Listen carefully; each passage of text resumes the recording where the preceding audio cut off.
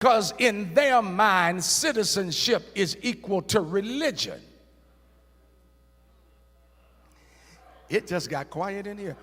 That's why they can bash the LGBTQIA plus community, because their theology is based on the Constitution. When in reality, the LGBTQIA plus community is citizenship. I ain't talking about the Bible. I'm not talking about my theology. I'm talking about humanity, citizenship. I'm not talking about, so nobody in here, all the right-wing folk in here, don't get all upset. I ain't talking about my theology. I ain't even telling y'all what my theology is. I ain't talking about what the Bible says. I'm talking about citizenship. Being black folk, he was cutting black students. Now, if your decency meter isn't high enough to know that's diabolical, that's not politics. I wouldn't care if it was Joe Biden, Kamala Harris, or Barack Obama. If they were doing that, that's not politics. That's decency. And shame on black folk who want to say to us, don't influence our politics. Baby, that's not politics. That's decency. At the same time, at that White House celebration, two people came in there holding up an effigy. Look up that word. It's holding up the picture of someone you disdain and want dead. They held up an effigy of the face of Dr. Jamal Harrison Bryant in the White House. That ain't politics, that's decency. Did you hear what I just said? Because he dared to come against Target.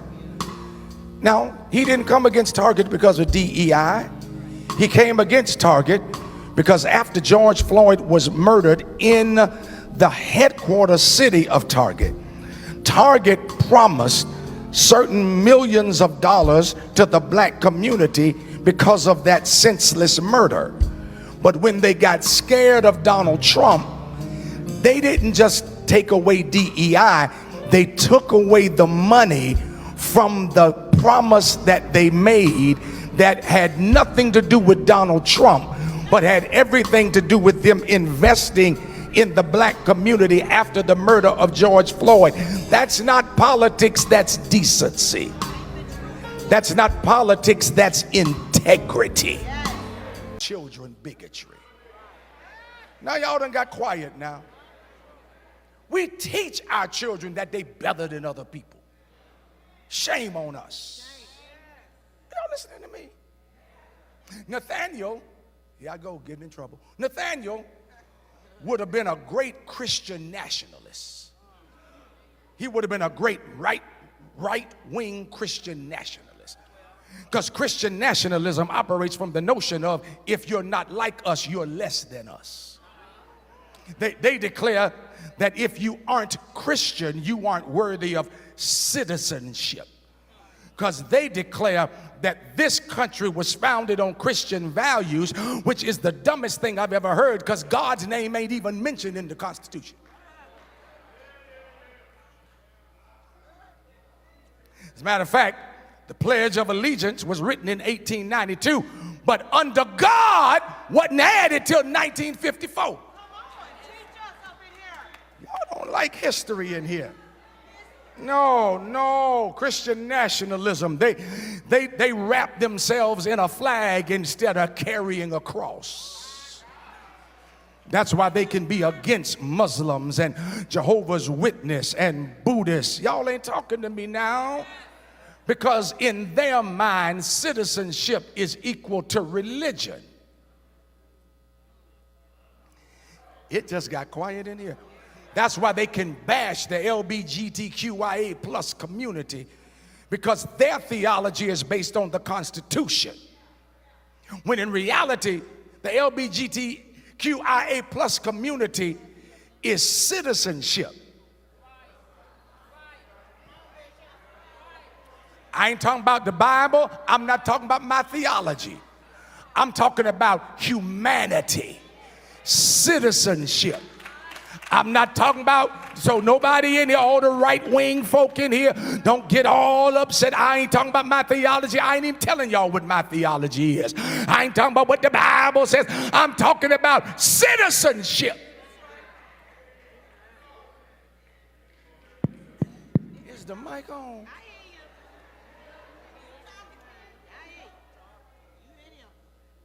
Prejudice is taught. Prejudice is taught. Nathaniel didn't know Nazareth was a bad place. He was taught that. Are y'all listening to me?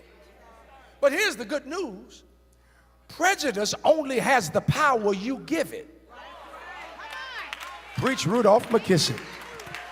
It don't matter how prejudiced you are. It don't have power to make me react to you unless I give it. I can prove it from the text.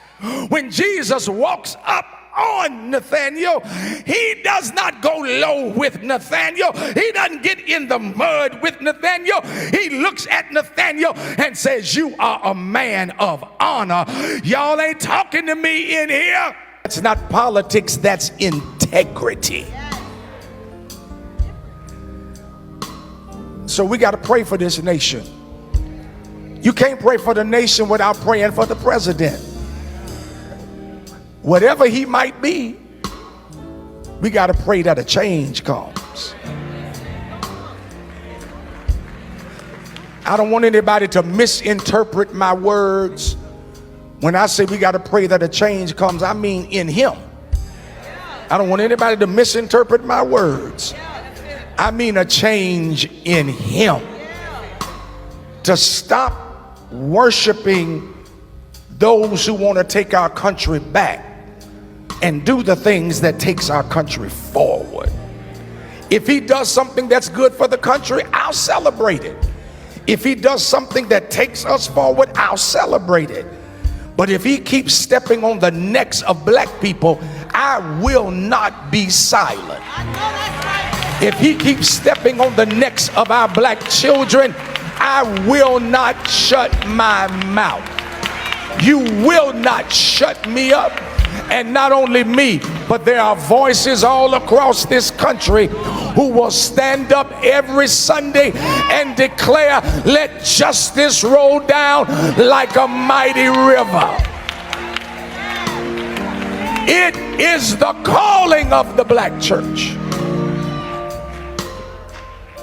And I'll be with him when he's right.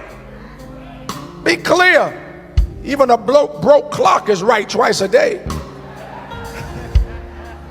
I'll be with him if he does right by us. Of course I will. But I will not shut up when decency is not practiced. So shame on some of us who want black preachers to be quiet.